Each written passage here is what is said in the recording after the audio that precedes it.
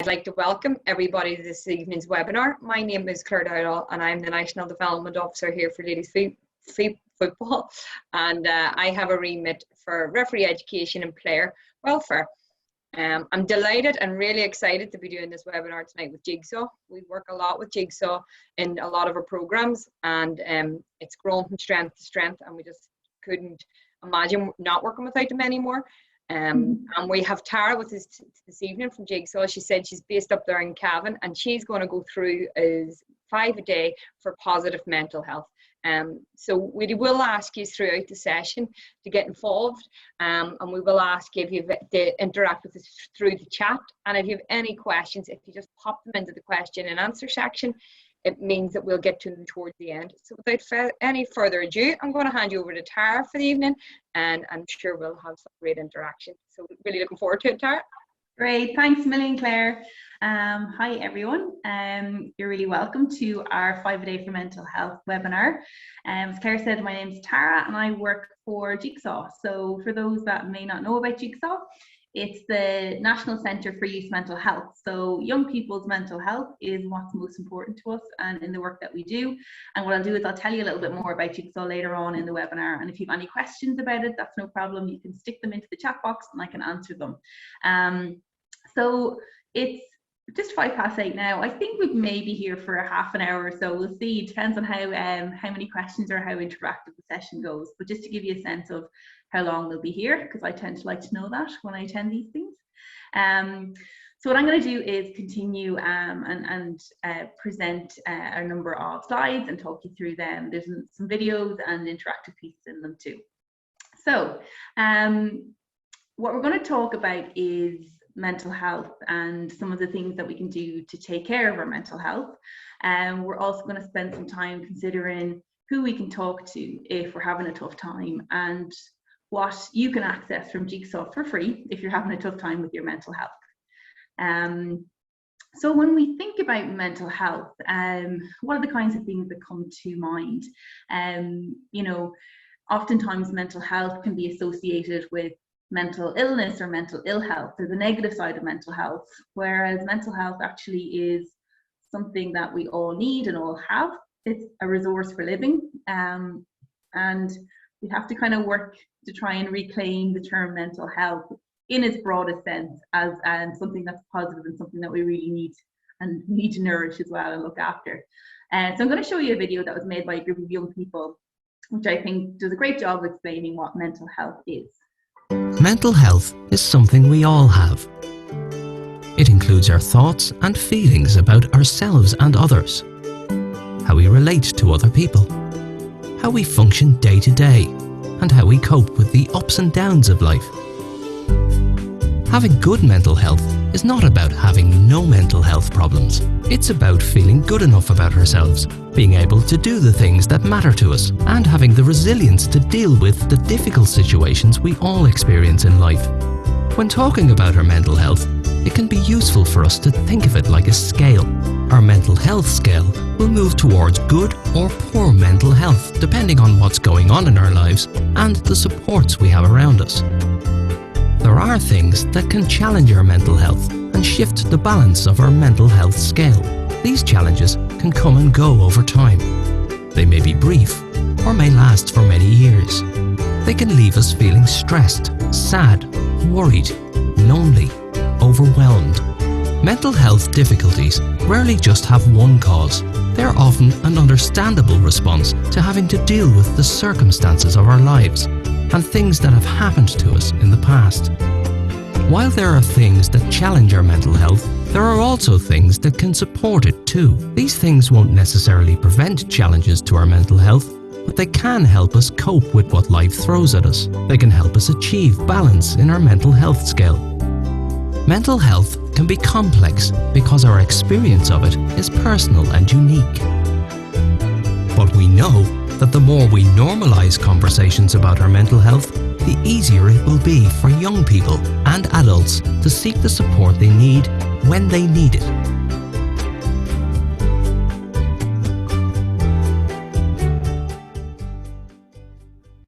Okay, so there's some key messages in that video that I might draw out, and that is that having good mental health is not about having no mental health problems.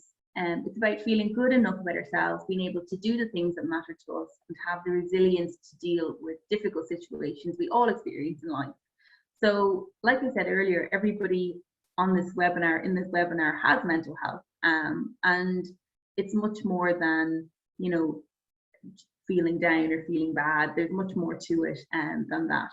And I suppose the other side of it is, it's not possible for us to feel happy and be positive all the time. That's not what good mental health is about either. So it's really about being able to cope with the stressors that life throws at us, and we all experience them at some point in our life. Why do we need good mental health, and what does good mental health mean for us in life? And like our phones, mental health is something that allows us to do the things in our lives that we want to do. It gives us access to the world in different ways and helps make life easier. So, you know, mental health is about feeling good about ourselves, but it's also about not taking ourselves too seriously and being able to have a laugh at ourselves. It's about being able to cope with disappointment, cope with rejection, cope with being let down, which we've probably all experienced, and those kind of feelings are quite heightened in during adolescence.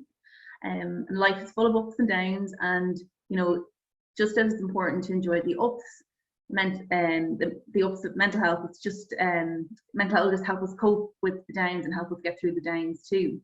Mental health is also about being able to get on with our day-to-day life without too much stress or strain. So it's a resource that allows us to do the things we want to do, and that might be going to school, going to college, and you know, whatever hobbies that we might have, to be able to do those without much worry or stress. And I suppose, what happens if we don't look after our mental health? Well, what happens if we keep accessing all the apps on our phone and we don't charge it? This is what happens until eventually we get this screen.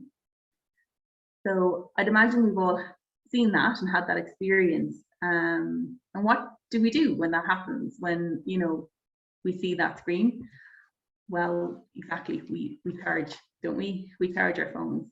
And I'm sure all of us make time every day to charge our phones, yet many of us, you know, do we take the same amount of time to recharge our mental health? Just like our phones, our mental health is one of the most important things and the resources that we have in life. So we need to charge it more often.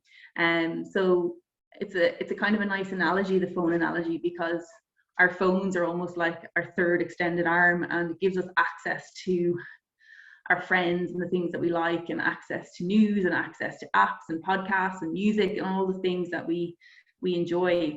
And we put a lot of value on it by recharging it every day. So it's kind of a nice analogy to think about your mental health in the same way, because the more we use up our energy and the more we live day to day, you know, it's depleting our resources. And especially if something stressful happens in our life, those resources get depleted, our energy gets depleted. So it's really, really important that we put something in place to charge and nourish our mental health. So hopefully that is an analogy that might stick, and a kind of a reminder to charge your mental health. I'm going to give you some tips later on how to do that. So the other thing that really stood out from that video was this concept of mental health being like a scale. And I don't know if you've come across this before, but it's in Jigsaw, it's how we like to talk about mental health. So everyone on this call has mental health. Every one of us is on this scale somewhere right now. It changes from good mental health at one end to poor mental health at the other end. And where we sit on the scale depends on what's going on in our lives, with our family, with our friends, college work, school work, social life, for example. So that's why it's important to think about mental health like a scale. It can change, it's not fixed, it's not linear, it's not something that we're stuck with, it's not something that's in our genes essentially. So it can change, and our mental health very much depends on what's going on around us, in our environments, in our life, in our relationships. And in order to better understand what kinds of things factors influence mental health of young people, Jigsaw carried out the My World survey, which is the largest survey of youth mental health ever carried out in Ireland. And over 19,000 young people were asked about the things that helped or hurt their mental health. And we found out what was going on for young people's mental health in that age bracket, 12 to 25. So what I want to ask you to do, please, is to consider, what do you think young people aged between 18 and 25 years said hurt their mental health? So what do you think young people that age said hurt their mental health? What are the things you think they said stressed them out, annoyed them, made them feel down, made them feel anxious, stressed? What do you think they said? So I might just give you 30 seconds, if that's okay, to put some of your responses into the chat box. That would be really helpful.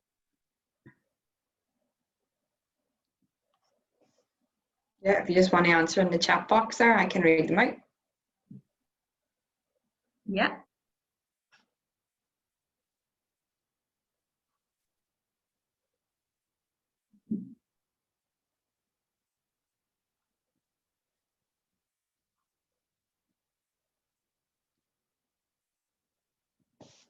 Tara, stress is in work. Stress is in work. Yeah, absolutely.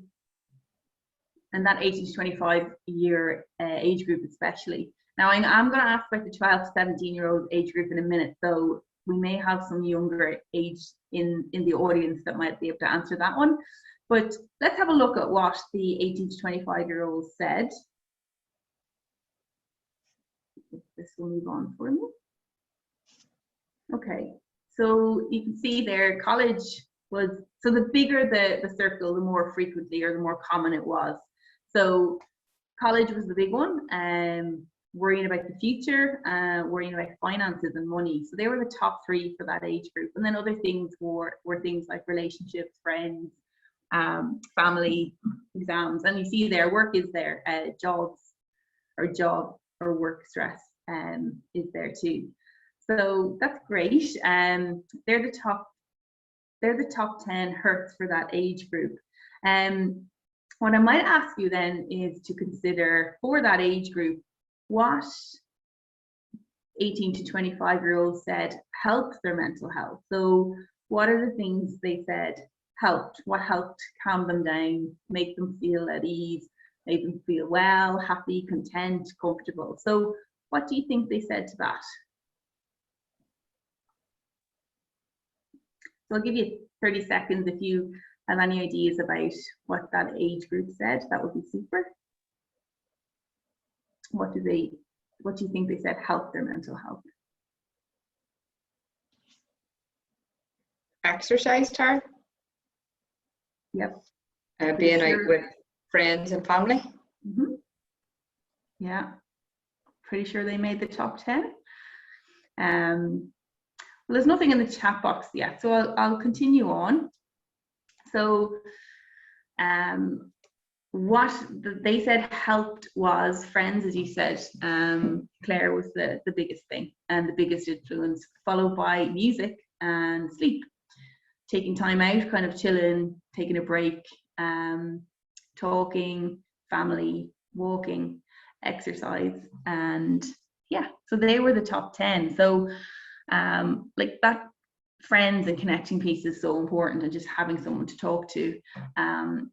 Music played such an important role for young people, just, you know, putting the headphones in and just getting lost in the music. And that's a really nice activity, just to kind of zone out from what's going on around you, but also just to bring you back down to the present, because oftentimes we're so stuck in our heads. So and then sleep is so important, and there's more and more research that shows that sleep is crucial for our mental health. So they're the top 10. I thought I had the 12 to 17-year-old age group here, but I don't seem to have it at the minute. But they're quite similar actually in terms of the hurts and the helps. So if we look really carefully actually at the helps, there's one word or kind of a common idea to all those things that help, when we're talking, listening, spending time with friends and family, even when we're listening to music, and that is connecting. So there are more ways of connecting now than ever, as we know. Social media, such as Facebook, Facebook and Snapchat, Instagram, Twitter, WhatsApp, TikTok, they all allow us to connect instantly with large numbers of people all over the world, which is brilliant. We can chat to like-minded people who have similar interests, and they keep us in touch with friends and family who are living abroad, and stay connected to old friends and see how they're getting on. It's also been such a savior during the pandemic, and allowing us to connect with our close friends and family, not being able to see them for such a long period of time. And I suppose there's strengths in that for sure. But although we now have all of these ways of connecting, many of us still feel disconnected. And while social media is a great way of staying in touch with lots of people, how many of our Facebook friends would we actually reach out to in a crisis, or if we were, worried or wanted help?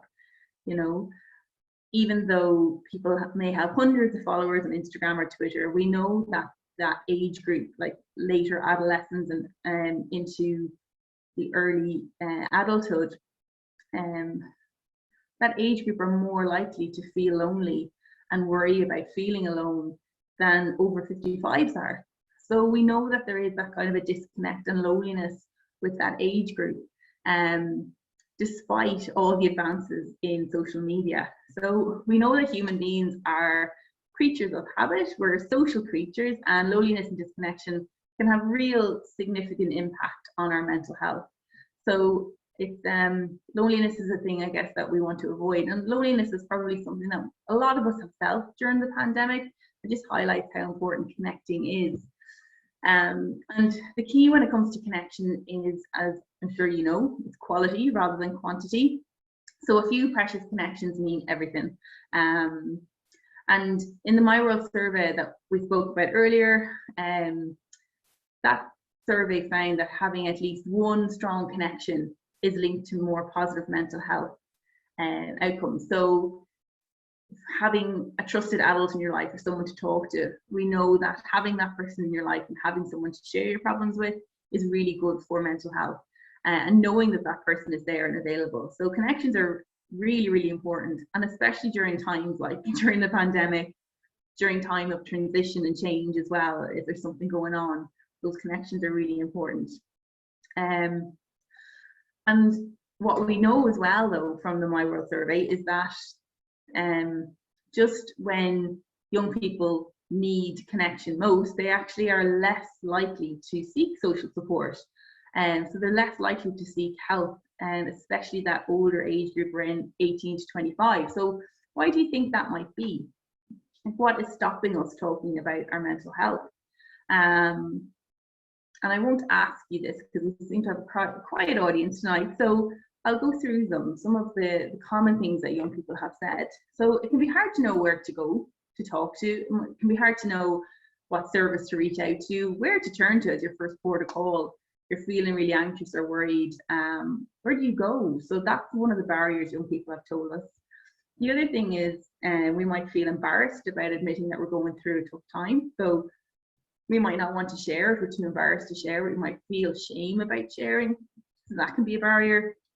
Or just like Mike in Monsters Inc., we might feel that we need to grow up, move out of home, stand on our own 2 feet and be an independent adult.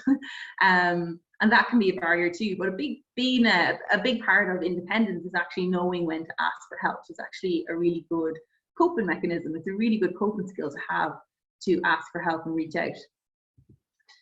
So this is another one, I suppose, that represents confidentiality. So some young people may be worried that if they tell someone something in confidence, that person might break their confidence and tell other people. So that's another reason why some young people, and adults too, may not talk. Or sometimes when people think of health, they think of this, you see this a lot in the movies, that it's, going and lying down on a psychiatrist's couch or a psychotherapist's couch, but it's really not about that. It's about reaching out and getting a little bit of support from someone in your informal circle first. So it doesn't have to look like that, and it doesn't have to be that big of a step. And it can look like this. It can be a simple cup of coffee, cup of tea at the kitchen table, going for a coffee with a friend. So just sitting down, having that connection with someone that you know and you trust. And whoever that person is, the most important thing is that you trust them, and somebody who you can rely on and who knows you well and has your best interests at heart. And, you know, in the context of LGFA, that could very well be your coach. And we hear that a bit from young people, that, you know, their coach is the person that they might say they're having a crap day, or there's something going on, or there's a reason why they can't show up for training, or their motivation is affected. Or sometimes the coach can hear that first. Sometimes the coach can notice a player is not themselves. So that's just an example of someone that, you know, you could reach out to and just say, look, I'm not having a good day, or I'm not feeling myself, or whatever it is. And essentially coaches can be that one good adult for young people. And the other thing we've been on, I suppose, to talk about is the 5 a day for mental health. So a couple of years ago, a project was set up in the UK to look at all the research and evidence on what helps our mental health. And this project led to the 5 a day for mental health. So what researchers found was that we need to eat at least 5 fruit and veg every day to look after our physical health, as you know. And there are 5 equally straightforward things that we can do to look after or recharge, going back to the mobile phone analogy, our mental health. So there are 5 ways that have been proven to promote our mental health and mind our mental health. So they are connect, be active, give, learn, and take notice. So that's the 5 a day. And you may have heard of them, especially anyone who's attending this webinar who's been involved in the One Good Club initiative that LGFA are rolling out with Lidl and Jigsaw. So I'm going to talk through each of these briefly and give you a sense of, you know, why and what they entail, and how you could incorporate them into your own daily lives, your own day, or your week. The first one is connect, and this one I know we talked a little bit about earlier on, and it's really straightforward. I mean, we're social creatures. We crave connection. We work better in groups and tribes and packs because we can support each other. So what's really important is connecting with people around us. So that's, you know, family, friends, could be classmates, could be your teammates, our community essentially. So it's really important for mental health to connect with those people in our circles, and building on these connections will support and enrich us every day. And we've probably really seen the consequences of being disconnected over the last year, not being able to hug our friends, not being able to see them, not being able to see family. So we can see the flip side of not being able to connect, and how that can impact negatively on our mental health. So connection is really, really important, and that is relationships with people that you trust, relationships with your friends, relationships with your family. So that's one, and for me, a really important one of the 5 a day, because connection, it's almost intertwined with the other ones too. So that's the first one. The second one then is be active, and I don't need to preach to you guys about this because you're all football players, but we've all heard of that saying about a healthy body and a healthy mind, and there's a lot of science to back that up. So, you know, exercise releases endorphins that make us feel good. And it doesn't matter how we go about being active. Like, it could be a run, it could be a training session, it could be a match, it could be hitting the gym, it could be dancing, or whatever it is. It's about releasing those endorphins, those feel-good hormones. And what's most important is finding an activity or exercise or game that you enjoy. So the more fun it is, the more likely you're to keep it up. So again, I don't think I need to talk any further about that one because I'm speaking to LGFA players.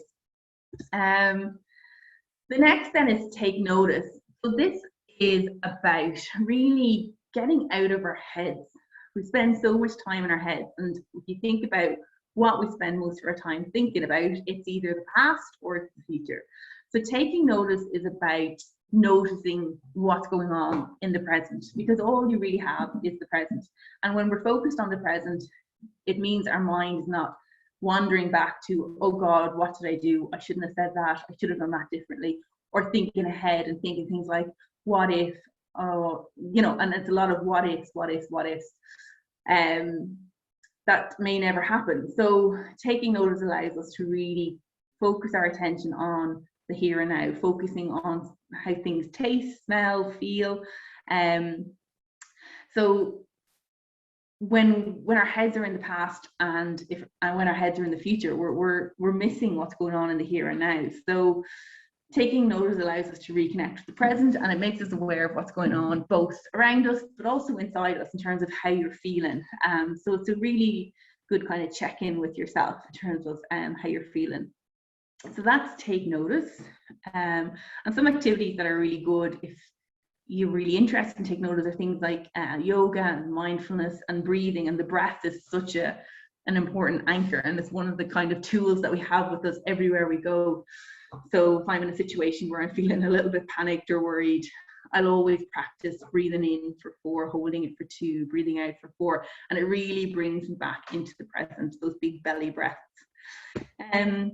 The next one is learn, and this is not about learning in school or learning in college. This is more so about learning new things. It's about, you know, setting goals that you really want to achieve. So it could be taking up a new hobby, a new activity, it could be learning a new language, a new instrument. So it's really about keeping the brain engaged in something new and something novice, and that's really good for our mental health. So it's not at all about the kind of formal learning that we do in school and college, because look at, you know, we're kind of made do that, so that's no fun. So it's about actually learning something that you want to learn. And that could be a new skill in football. And you know, that sense of achievement that you get when you've accomplished something new. It's such a lovely feeling. It's like a rush of adrenaline in the body. So that sense of mastery or achievement when you learn something new is really good for mental health too. And then the last one is give, and this one's pretty straightforward. So I suppose it's one of the quickest and easiest ways to feel good is to do good. So it could be something as small as a smile, as a thank you, as a holding the door open for someone, as an offering a cup of tea. So giving in the smallest ways, it's incredibly rewarding, and yet it's simple and powerful way of connecting with people. So it doesn't have to be a big gesture like a big fundraiser or anything like that. It's giving of your time, giving of a compliment. Where you know that feeling when you buy someone a gift, someone that matters to you, and you give them the gift and you see their reaction, that's the bit, and that feeling is a really nice feeling. So it's right, kind of peppering more of those kind of gives into your week or into your day, can be really good for mental health as well. So yeah, and the saying is giving is good for you. So it's as good for you as it is for the person receiving the giving.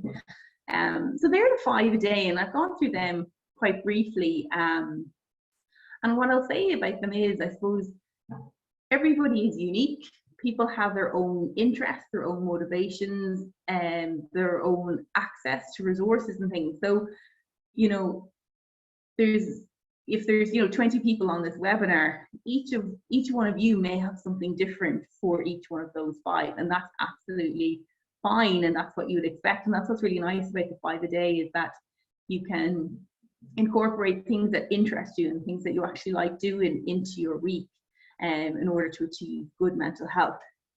Now, there's one additional factor that's not in the 5 a day, which I think ought to be in there. I think eventually might squeeze its way in to a 6 a day, and that's sleep. And sleep is another really important factor for minding mental health. And we all know the kind of consequences of a bad night's sleep, or rolling, tossing and turning, not being able to sleep. And so it really has a ripple effect if you don't get a good night's sleep or are having sleep problems. So trying to get to bed at a reasonable time at the same time, and getting your 7-8 hours sleep is also really important for mental health. It's just not made it into the 5 a day, but I think it'll make it in there. So I suppose I've gone through the 5 a day, and they're like 5 kind of everyday things that you can do to take care of your mental health, to recharge your mental health. So I'd encourage you to reflect on them and see if you can incorporate some into your week even. It doesn't have to be every day, but as Aristotle, the philosopher, said, we are what we do. So habits are important, because the more you do them, they'll just become automatic then. And the other kind of takeaway message I'd like for you to hopefully take away is that mental health is something that we all have, and we all sit on that scale somewhere depending on what's going on for us in our lives. And you know, when mental health difficulty arises, that's not an internal problem, it's a response to what's going on in our external environment. So it's a response to kind of stressors that are going on around us. So and then the final one is about the importance of connecting, and it's the 5 a day. And if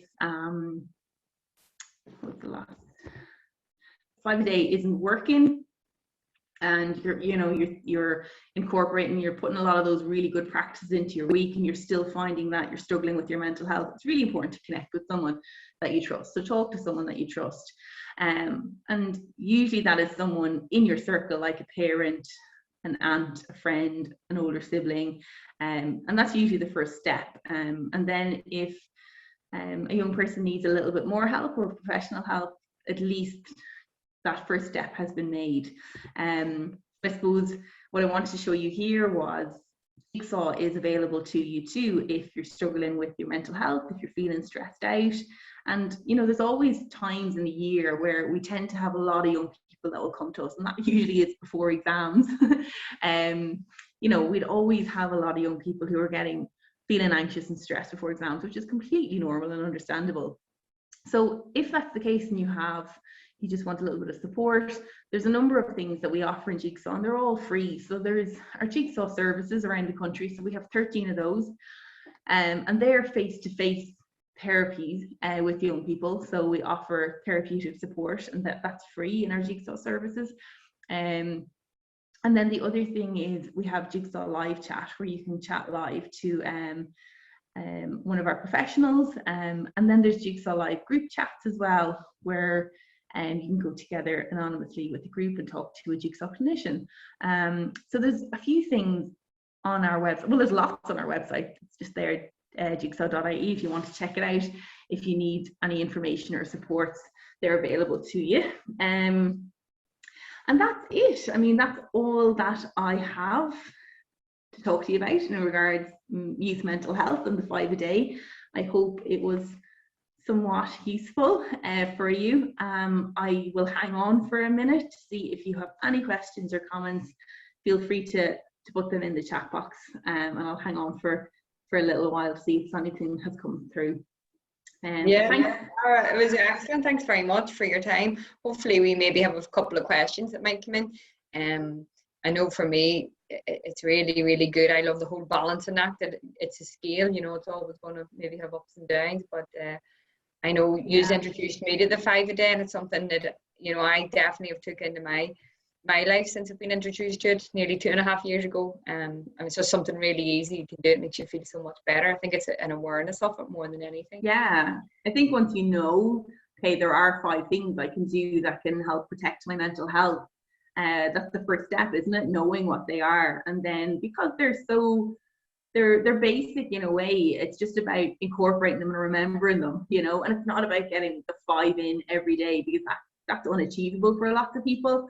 But some of them might just take a minute, you know. The taking notice can just take a minute to do that. The connecting, like the being active is one that, luckily for the audience we're talking to tonight, that's not an issue, and that one's ticked. And then the giving is something like really small that you just incorporate into your day, and that's, you know, as well about showing, like practicing gratitude, people say as well, and being grateful for having a family or having a good friend, and that might be saying something nice to them or doing something nice for them. So they're really nice health promoting activities that we can all do, adults, children, you know, the whole lot of us, you know. I definitely think during the pandemic, the two I really focused on was the connection and the take notice, actually. Even when I was out for a walk, stopping and taking notice, taking a minute, and then finding new ways of connecting and keeping the connection and the importance of it. So I think absolutely. It's really good and really simple. Yeah, they're really practical, that's the thing. I don't think we have any questions, Claire. No, Tara, you're getting off lightly tonight. I just want to thank you for giving up your time here and coming on. No problem at all. It was brilliant, and I'm sure everybody that came on got something out of it. Yeah, hopefully. Well, thanks for joining, and yeah, I mean, keep up the great work in your clubs. It's amazing what's happening across the country. So yeah, and look at Jigsaw are here. If any of you guys need support, just go online, and hopefully there'll be something there for you if you need it.